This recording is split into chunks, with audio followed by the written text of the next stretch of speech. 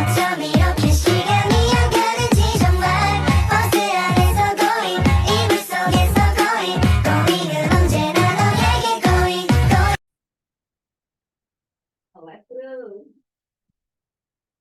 Iya, teman-teman. Wah, senang sekali siang hari ini sudah meluangkan waktu untuk membersamai dalam diseminasi disiplin positif sebagai salah satu tugas untuk guru penggerak. Oke, baik, langsung dibuka saja ya. Assalamualaikum warahmatullahi wabarakatuh. Waalaikumsalam warahmatullahi wabarakatuh. Ya, oke. Halo Kak Nita, halo Kak Wiwi, halo Kak Ulfa, halo Kak Bayu. Iya. Halo Kak. Nah, pada kesempatan siang hari ini, Kak, kita ingin sharing nih hasil belajar Kak kita ketika mendapatkan pendidikan sebagai calon guru penggerak. Untuk beberapa hasilnya akan Kak kita share dalam bentuk PowerPoint yang berikut ini ya.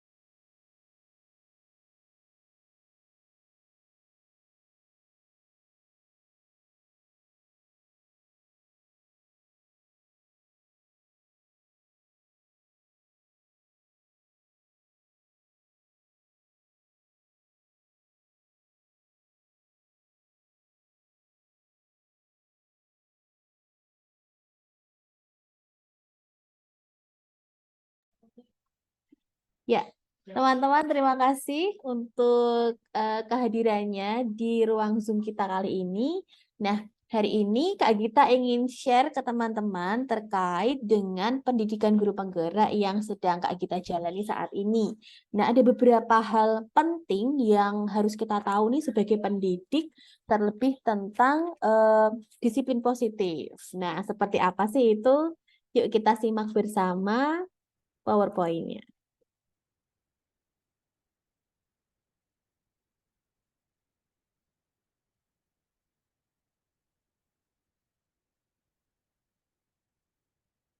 Ya, semoga sudah terlihat ya di layar teman-teman. Jadi kali ini kita akan membahas tentang diseminasi budaya positif. Wah, apa sih itu maksudnya?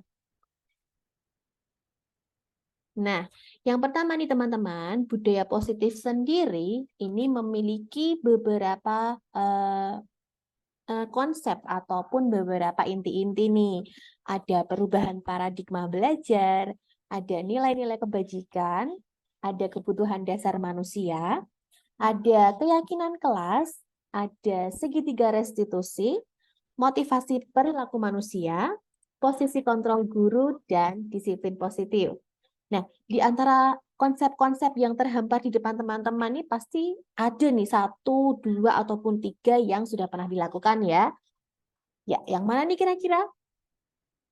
Oke, tentang keyakinan kelas, betul sekali ya, keyakinan kelas yang sudah kita terapkan bersama anak-anak setiap awal tahun pembelajaran. Mantap nih.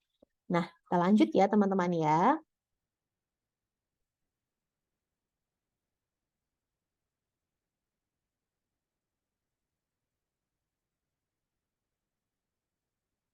Nah, berikutnya pembelajaran dengan paradigma baru. Nah, kita akan mengupas konsep-konsep ini satu persatu dimulai dari pembelajaran dengan paradigma baru. Pembelajaran dengan paradigma baru merupakan pembelajaran yang dirancang berdasarkan prinsip pembelajaran berdiferensiasi, sehingga para peserta didik dapat belajar sesuai dengan kebutuhannya untuk mewujudkan profil pelajar Pancasila. Nah, di sini teman-teman juga pasti sudah mengulik nih, karena kita juga sudah praktek gitu ya, tentang profil pelajar Pancasila. Nah, apa saja sih profil pelajar Pancasila? Nah, ini seperti yang teman-teman sudah lakukan di dalam kelasnya masing-masing. Ada beriman, bertakwa kepada Tuhan Yang Maha Esa, dan berakhlak mulia. Kemudian yang kedua ada berkebinekaan global. Yang ketiga ada gotong royong, ada kreatif, ada bernalar kritis, ada mandiri. Nah, ternyata hal-hal yang ada di sini sudah pernah kita praktekkan ya, baik dalam kelas maupun dalam keseharian nih teman-teman. Nah, selanjutnya, hal-hal apa sih yang diharapkan kita sebagai seorang pendidik atau sebagai seorang guru? Nah, ada beberapa hal di sini yang diharapkan. Guru hendaknya bisa mewujudkan pembelajaran yang berpihak pada murid, menghadirkan pembelajaran yang menyenangkan, menuntun murid sesuai kodrat zaman dan kodrat alam, dan menuntun murid untuk memiliki budi pekerti yang baik. Nah, hal-hal ini yang ada dalam filosofi yang dikemukakan oleh Ki Hajar Dewantara nih teman-teman. Pasti teman-teman juga sudah tahu ya, salah satu tokoh besar, tokoh penting yang ada dalam dunia pendidikan kita. Nah, berikutnya, dalam membangun budaya positif ini, sekolah dapat menyediakan lingkungan yang positif, lingkungan yang aman, lingkungan yang nyaman, sehingga siswa mampu berpikir, bertindak, dan mencipta dengan merdeka, mandiri, dan bertanggung jawab. Disiplin ini sangat berkaitan dengan kontrol guru terhadap siswa. Jadi selain kita sebagai pendidik yang mengusahakan, maka sebagai kesatuan sekolah, kita juga harus menciptakan lingkungan yang positif, aman, dan juga nyaman ya teman-teman ya. Oke. Nah, berikutnya, di bawah ini adalah beberapa miskonsepsi tentang teori kontrol. Kalau tadi teman-teman mungkin menyimak tentang kontrol guru terhadap murid nih. Nah, di sini ada beberapa miskonsepsi yang terjadi yang mungkin Kak Gita ataupun teman-teman juga selama ini memiliki pandangan yang sama nih. Pandangan yang ternyata setelah ditelaah lebih dalam ternyata kurang benar nih. Nah, miskonsepsinya itu ada apa saja sih? Yang pertama adalah miskonsepsi tentang ilusi guru mengontrol murid. Nah, yang kedua ada ilusi bahwa semua penguatan positif efektif dan bermanfaat. Dan yang ketiga, ilusi bahwa kritik dan membuat orang merasa bersalah dapat menguatkan karakter. Dan yang keempat, ilusi bahwa orang dewasa memiliki hak untuk memaksa. Wah, siapa nih yang mindset-nya masih berputar di antara keempat hal ini? Selamat, berarti kita tergabung di grup yang kurang benar, karena empat hal ini adalah miskonsepsi yang sering kita percayai selama ini. Nah, lalu sebenarnya seperti apa sih teman-teman?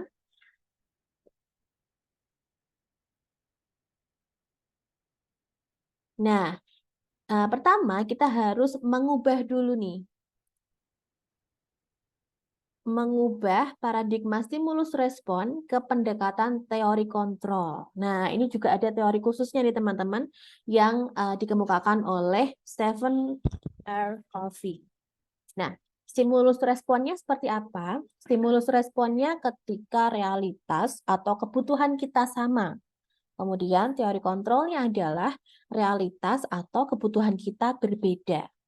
Nah, kemudian yang kedua, semua orang melihat hal yang sama. Padahal setiap orang memiliki gambaran berbeda. Yang ketiga, kita mencoba mengubah orang agar berpandangan sama dengan kita. Dan menurut teori kontrol, kita berusaha memahami pandangan orang lain tentang dunia. Kemudian, perilaku buruk dilihat sebagai suatu kesalahan dalam stimulus respon. Tetapi dalam teori kontrol, semua perilaku itu memiliki tujuan. Dan yang selanjutnya, orang lain bisa mengontrol saya. Tetapi teori kontrol percaya bahwa hanya Anda yang bisa mengontrol diri Anda. Dan saya bisa mengontrol orang lain. Tetapi teori kontrol percaya bahwa Anda tidak bisa mengontrol orang lain. Kemudian, pemaksaan ada pada saat bujukan gagal. Nah, jadi ketika bujukannya gagal, barulah di situ timbul pemaksaan. Tapi yang terjadi adalah kolaborasi dan konsensus menciptakan pilihan-pilihan baru. Dan yang terakhir adalah model berpikir menang atau kalah.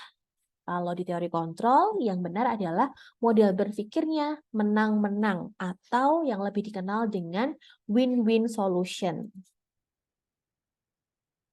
Nah, berikutnya, bagaimana sih dengan disiplin positif? Nah, disiplin positif ini juga sempat diulas oleh Ki Hajar Dewantara yang mengatakan bahwa di mana ada kemerdekaan, di situ harus ada disiplin yang kuat. Nah, sungguh pun disiplin itu bersifat self-discipline, yaitu kita sendiri yang mewajibkan kita dengan sekeras-kerasnya, tetapi itu sama saja. Sebab, jikalau kita tidak cakap melakukan self-discipline, wajiblah penguasa lain mendisiplinkan kita. Dan peraturan demikian itu harus ada di dalam suasana yang merdeka.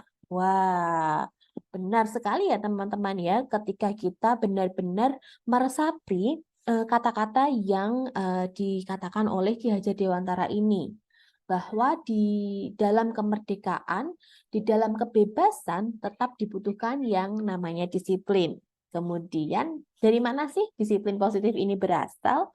Nah, disiplin positif ini berasal dari kata disiplina yang artinya belajar. Wah, siapa nih yang baru tahu? Oke.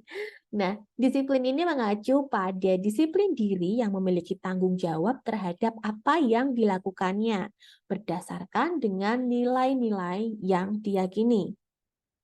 Kemudian, disiplin positif merupakan salah satu cara penerapan disiplin yang bertujuan untuk menumbuhkan kesadaran serta memberdayakan peserta didik tanpa imbalan penghargaan berupa reward maupun ancaman. Nah, ini yang harus kita pahami nih teman-teman tentang disiplin positif itu apa gitu ya. Oke. Nah, berikutnya kita akan mengaitkan disiplin positif ini dengan peran kita yang saat ini sedang kita perankan di sekolah, yaitu sebagai pendidik. Nah, sebagai pendidik, tujuan kita adalah menciptakan peserta didik yang memiliki disiplin diri, sehingga peserta didik berperilaku mengacu pada nilai-nilai kebajikan universal dan memiliki motivasi intrinsik dalam perubahan perilaku ke arah yang lebih baik.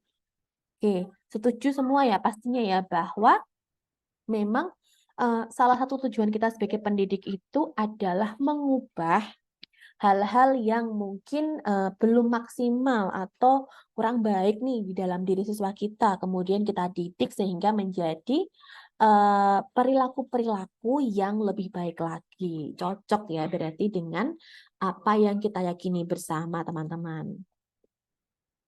Nah, berikutnya karena tadi sudah menyinggung sedikit nih nilai-nilai kebajikan. Nah, sebenarnya apa sih arti dari nilai-nilai kebajikan ini?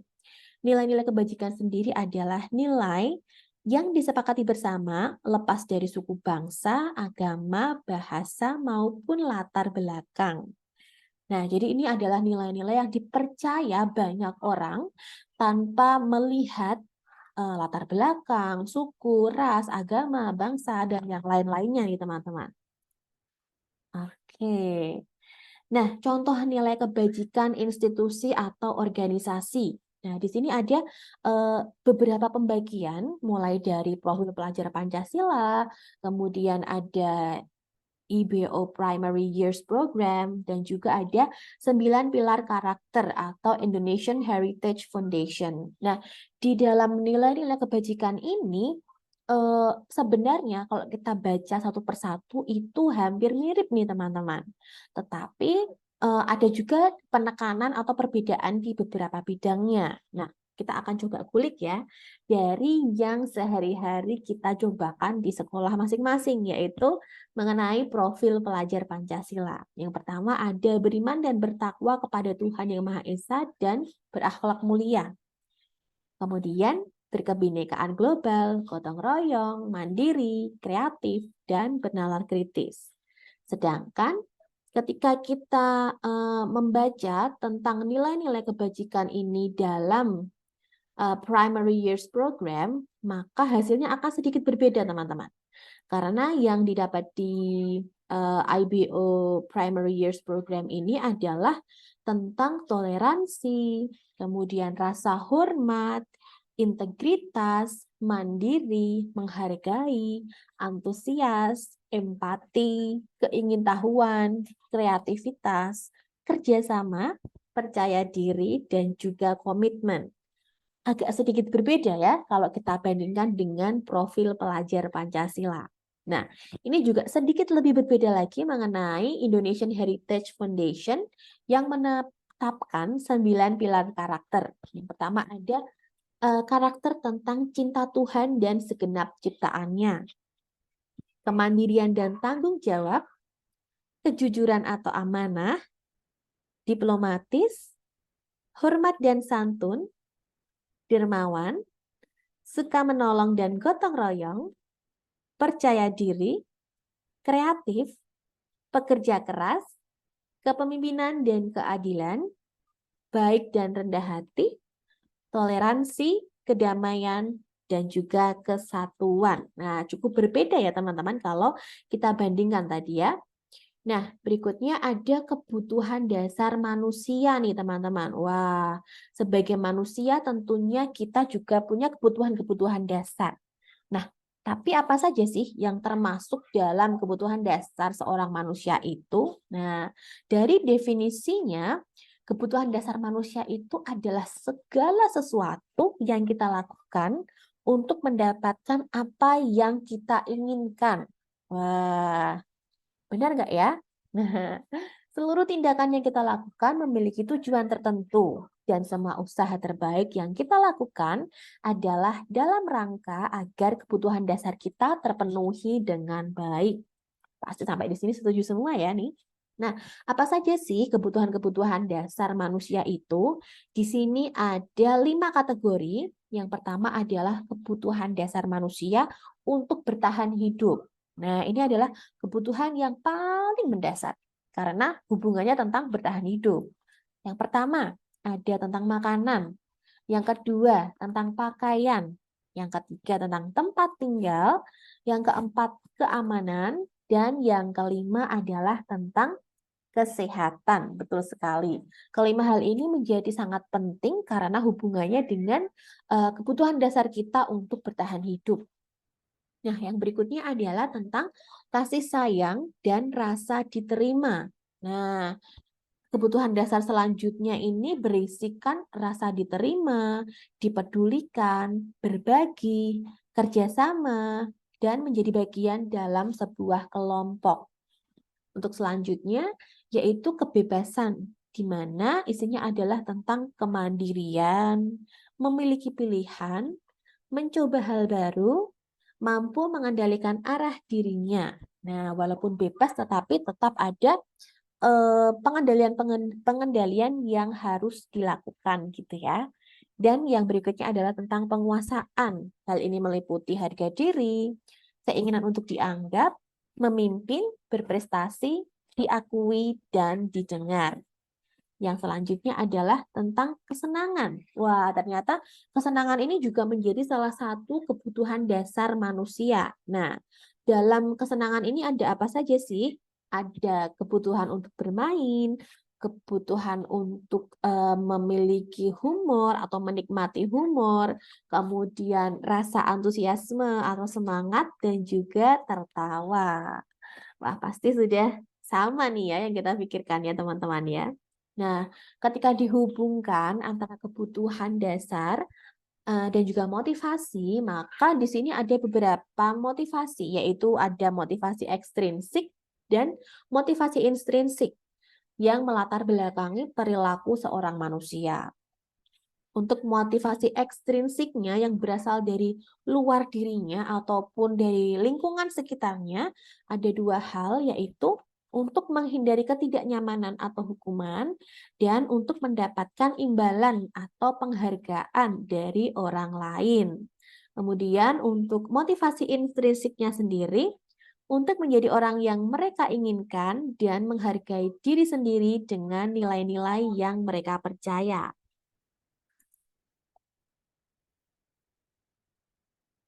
Nah, selanjutnya kita akan masuk ke dalam hukuman, konsekuensi, dan restitusi. Di dalam tabel sudah ada perbedaan-perbedaannya, mana yang termasuk hukuman, mana ciri-ciri konsekuensi, dan mana yang termasuk dalam restitusi.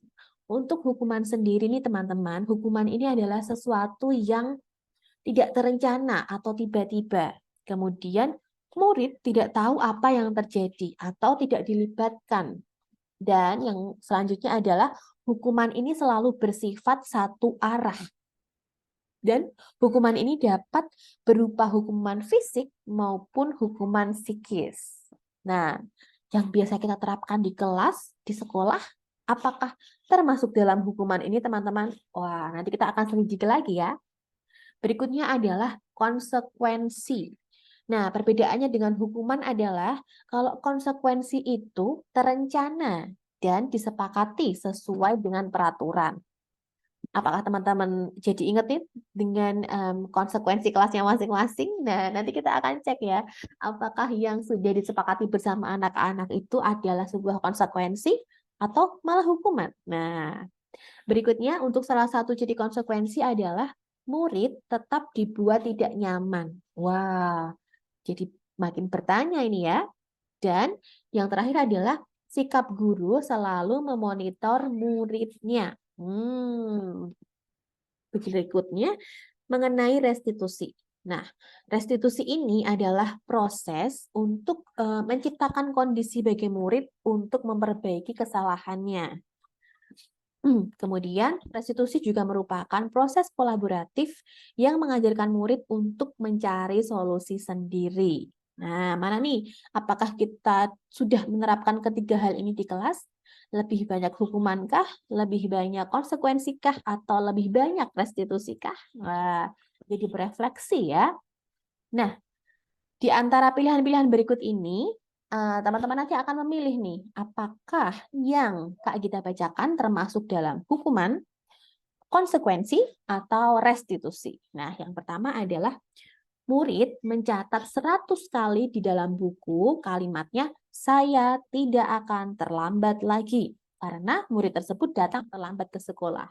Nah, menurut teman-teman ini termasuk hukuman, konsekuensi, atau restitusi? Nanti boleh diketikkan, wah, terus nanti dikirim ya teman-teman ya. Oke, ya berikutnya.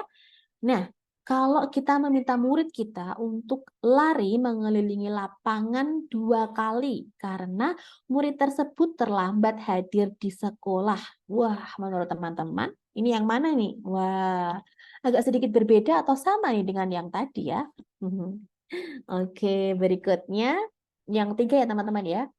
Membersihkan coretan yang dibuat di meja. Oh, sering ya kita jumpai kasus-kasus ini di kelas. Nah, kira-kira termasuk yang mana nih teman-teman? Hukuman, konsekuensi, ataukah restitusi? Oke, berikutnya. Nah, murid diminta untuk push up 15 kali karena tidak menggunakan masker ke sekolah. Wow, kalau ini gilirannya yang mana ya teman-teman ya? Wah, Kak Wiwi sudah menjawab nih. Kak, hukuman Kak, Kak konsekuensi. Wah, oke, siap Kak. Nanti kita bahas bersama ya.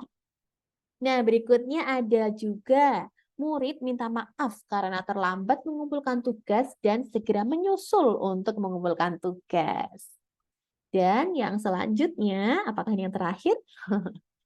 Oh iya, yang tadi sudah terakhir. Oke, nah jawabannya silakan teman-teman tulis, boleh juga di-share di kolom komentar seperti Kak Wiwi, atau nanti boleh di-inbox ke Kak Gita ya teman-teman ya. Oke, terima kasih.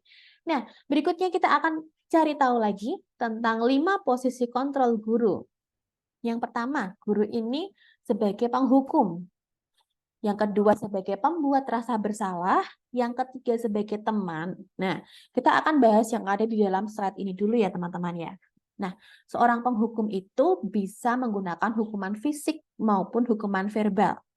Orang-orang yang menjalankan posisi penghukum biasanya mengatakan bahwa sekolah, rumah, atau apapun itu memerlukan sistem atau alat yang dapat lebih menekan murid-murid lebih dalam lagi. Wah, kasihan ya teman-teman ya, murid-murid kita kalau mendapatkan figur pendidik seorang penghukum seperti ini. Nah, kemudian yang mungkin sering kita lakukan atau teman-teman lakukan adalah posisi kita sebagai pembuat rasa bersalah. Nah, pada posisi ini biasanya guru akan bersuara lebih lembut. Nah, biasanya yang ibu-ibu nih, bersuara lebih lembut sehingga pembuat rasa bersalah akan menggunakan keheningan yang membuat orang lain merasa tidak nyaman, bersalah atau rendah diri. Wah, biasanya kalau muridnya ketahuan salah, suaranya direndah-rendahin gitu ya, biar tidak nyaman muridnya rasanya. Oke. Dan yang terakhir adalah memposisikan diri sebagai teman. Guru pada posisi ini tidak menyakiti murid, namun akan tetap berupaya mengontrol murid melalui persuasi. Nah, posisi teman pada guru bisa negatif maupun positif. Jadi ada dua kemungkinan nih teman-teman. Nah, positif di sini berupa hubungan baik yang terjalin antara guru dan murid. Guru di posisi teman menggunakan hubungan baik dan humor untuk mempengaruhi seseorang, untuk membuat murid kita ini menceritakan apa yang dialaminya, sehingga masalah-masalahnya maupun hal-hal yang menghambat dan membuatnya melanggar kesepakatan kelas itu dapat terbuka lebih lanjut gitu ya teman-teman ya. Dan berikutnya adalah posisi kontrol sebagai pemantau. Nah, karena pemantau di sini berarti mengawasi, jadi kita bertanggung jawab nih atas perilaku orang-orang yang kita awasi. Posisi pemantau berdasarkan peraturan-peraturan dan konsekuensi. Dengan menggunakan sanksi dan konsekuensi, kita dapat memisahkan hubungan pribadi kita dengan murid sebagai seseorang yang menjalankan posisi pemantau. Nah, karena kita sebagai pemantau dan yang dipantau adalah murid-murid kita, maka kita juga bertanggung jawab nih atas apa yang terjadi di dalam kelas ketika kita sedang mengawasi murid-murid kita. Kemudian yang terakhir adalah perilaku posisi kontrol guru sebagai seorang manajer. Nah, manajer ini adalah posisi di mana guru berbuat sesuatu bersama dengan murid. Mempersilahkan murid untuk mempertanggungjawabkan perilakunya dan mendukung murid agar dapat menemukan solusi atas permasalahannya sendiri. Nah, biasanya kalau hal-hal ini terjadi di kelas-kelas atas ya teman-teman, kelas mungkin 4, 5, 6, dan juga di SMP gitu ya, ketika anaknya sudah bisa diajak berdialog, kemudian tahu apa yang harus dilakukan sebagai bentuk pertanggungjawabannya gitu ya.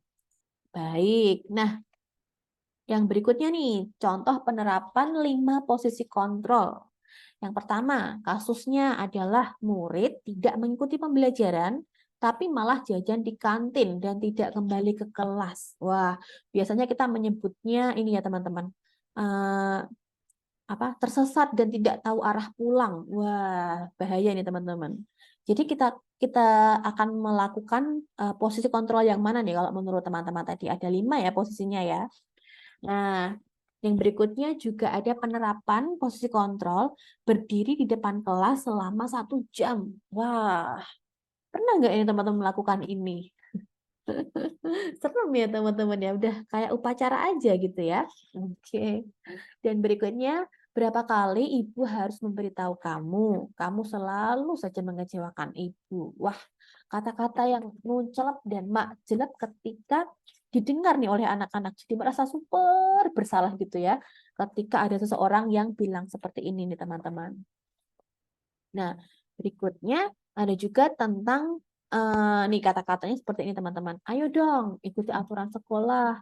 Tolong bantu ibu ya sekali ini.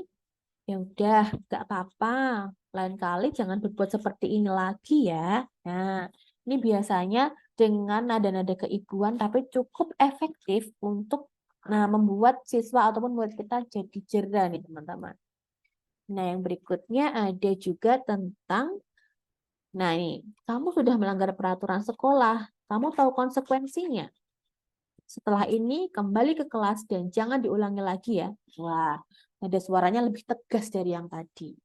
Mungkin bisa lebih tegas nih kalau teman-teman yang mempraktikkan langsung gitu ya.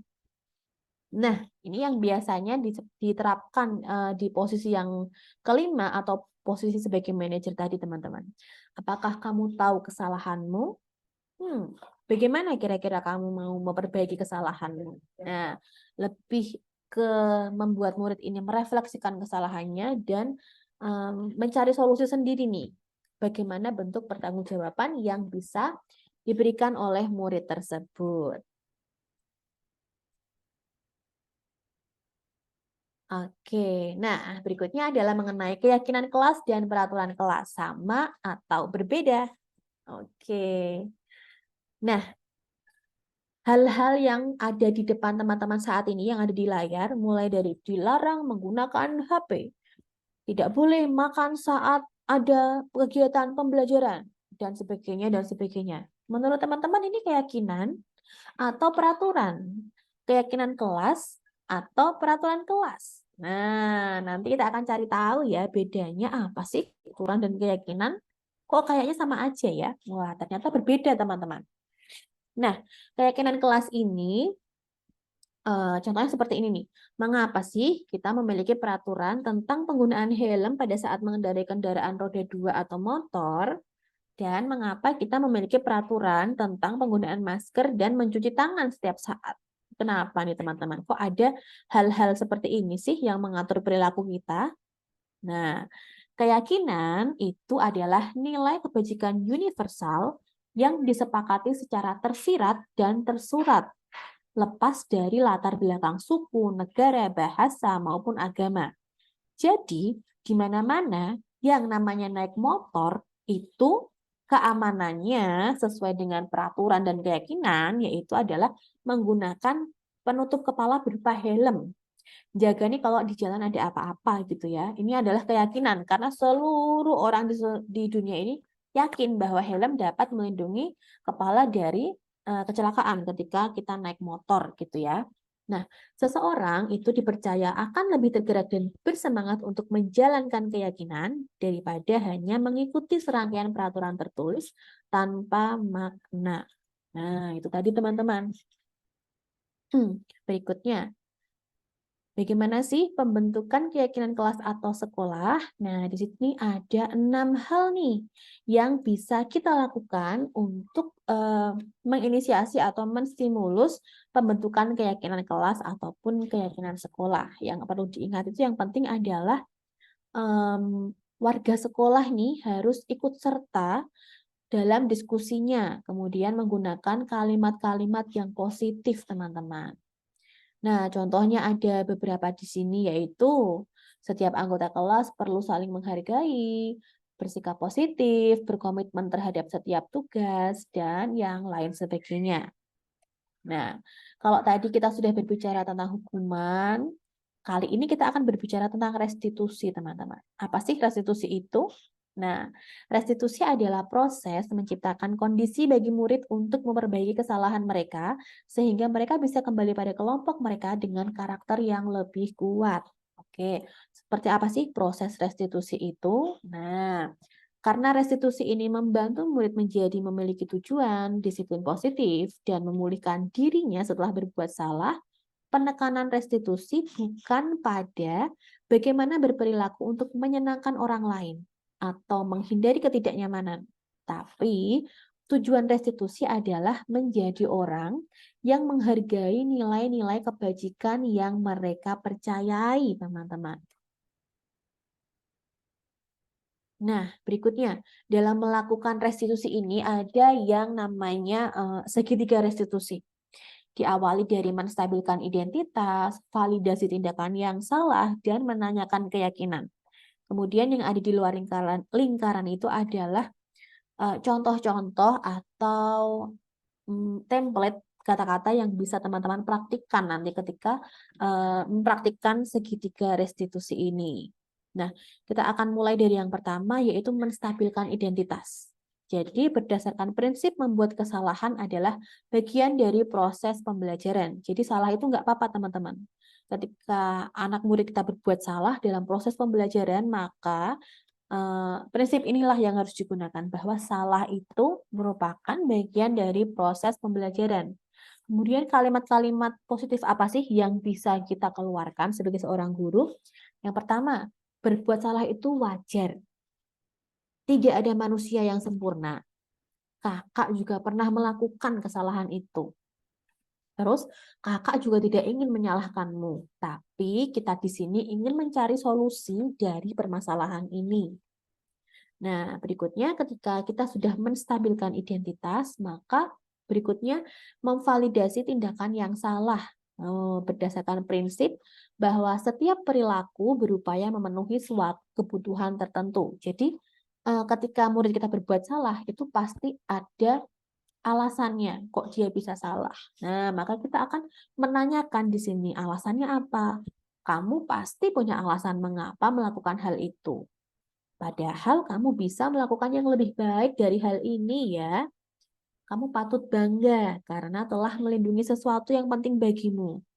Nah, selanjutnya seperti apa? Akan diajak untuk ngobrol dan mengulik tentang alasan-alasannya dalam melakukan perbuatan tertentu. Dan selanjutnya kita berdasarkan prinsip teori kontrol bahwa pada dasarnya kita termotivasi secara intrinsik. Misalnya nih, apa sih keyakinan kelas kita? Nilai-nilai apa yang telah disepakati bersama. Kita kembalikan lagi pada keyakinan kelasnya seperti apa. Sehingga nanti murid kita akan memiliki pemikiran-pemikiran yang mendalam lagi. Nah, ini adalah pembentukan keyakinan kelas yang dilakukan di kelas Arunika. Ini ada gambar saya ketika mengajak anak-anak untuk membuat keyakinan kelas berdiskusi bersama. Nah, kemudian ini adalah restitusinya. Ya, kita akan lihat bersama.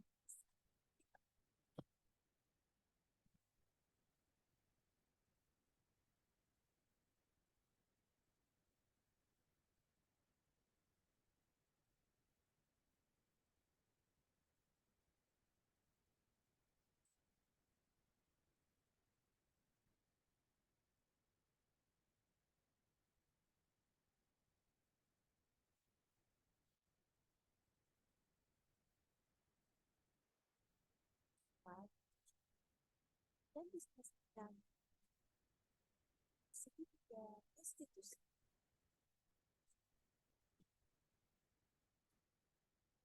Yuk, simak bersama.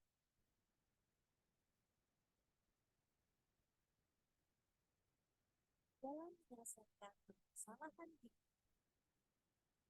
kelas bahasa Inggris, aku menggunakan segitiga restitusi.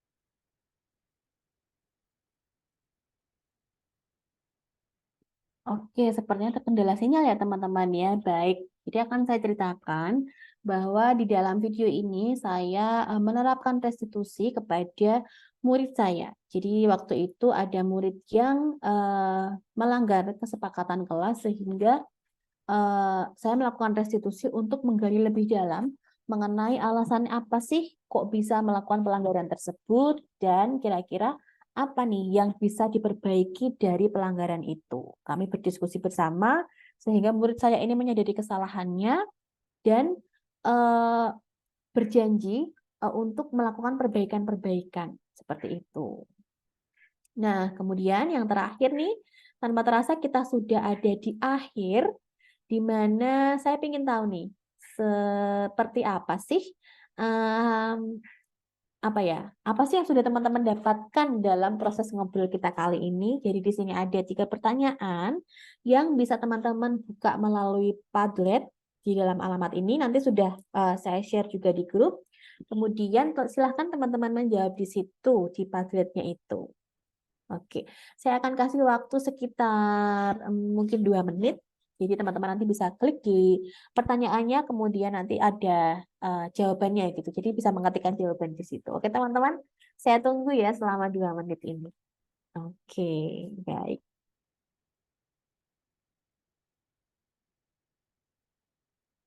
Ya, sambil menunggu saya minta izin untuk menutup dulu share screen-nya karena akan segera saya gantikan dengan share screen mengenai jawaban teman-teman dalam Padlet-nya. Oke.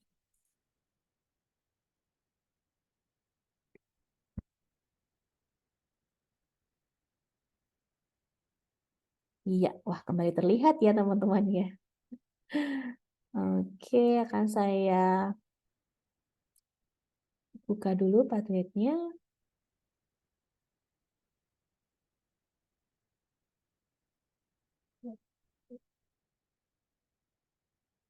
Oke, masih ditunggu ya jawabannya ya teman-teman ya. Kalau misalnya nanti ternyata kurang karena kadang karakternya di Padlet itu terbatas gitu, teman-teman boleh mengeklik lagi biar nanti bisa muncul form baru untuk mengetikkan jawabannya. Iya. Oke, di sini sudah masuk beberapa jawaban. Terima kasih sekali teman-teman. Oke, baik. Oke, akan saya bacakan ya teman-teman ya. Untuk pertanyaan yang pertama nih, apa yang akan Anda lakukan secara nyata di sekolah Anda terkait dengan budaya positif? Oke. Oh, mau di-share screen aja. Oke, baik. Akan saya share teman-teman. Padlet. Oke. Oke, sebentar. Akan saya sharekan supaya kita bisa baca bersama bagaimana penemuan teman-teman nih tentang hasil dari ngobrol bareng kita di sore hari ini. Oke nih, saya akan melakukannya di sekolah. Wah, saya akan mencoba menerapkannya di sekolah saya. Kemudian mulai praktik dong. Wah, mantap banget. Memang kita harus segera praktik, harus segera bergerak untuk melakukan perubahan gitu ya. Dan hal baru atau pemahaman baru apa yang didapatkan. Ternyata disiplin dapat dilakukan tanpa kekerasan. Disiplin merupakan budaya positif yang berdampak baik. Menanyai siswa ketika jadi pelanggaran ternyata sangat penting supaya tahu alasan sebenarnya. Dan bagaimana perasaan setelah mengikuti kegiatan ini? Senang karena mendapatkan hal yang baru dan senang karena belajar ilmu yang baru. Oke, terima kasih. Senang sekali teman-teman. Ternyata apa yang saya sampaikan dapat menularkan hal-hal yang positif dan semoga kita jadi makin kokoh bakoh timnya sehingga kita dapat menerapkan hal-hal baik yang tadi baru saja kita pelajari bersama, begitu ya. Nanti kalau ada pertanyaan, boleh kita langsung ngobrol lebih lanjut. Oke, sambil ngopi-ngopi mungkin. Oke, baik. Iya. Oke, sip. Nah, baik teman-teman, terima kasih untuk waktunya siang hari ini dan jangan lupa untuk selalu bergerak melakukan perubahan, untuk selalu peduli kepada anak-anak kita dan melakukan konfirmasi dulu nih terkait apapun yang dilakukan oleh anak-anak. Jangan menghakimi, cari tahu dulu alasan dari perbuatan yang mereka lakukan. Saya Gita, terima kasih untuk waktunya sore ini dan wassalamualaikum warahmatullahi wabarakatuh. Terima kasih teman-teman. Mohon close ya. Terima kasih. Dah.